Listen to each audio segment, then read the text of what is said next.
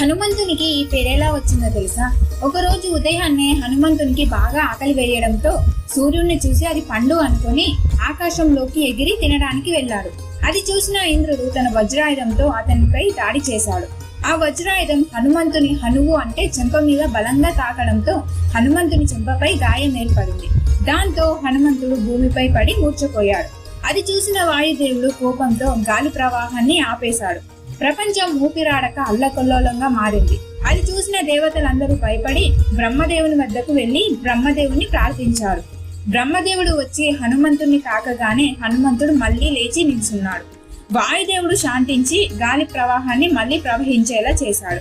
వజ్రాయుధం తాకడం వలన హనువు గాయపడింది కాబట్టి ఆంజనేయుడు హనుమంతుడయ్యాడు.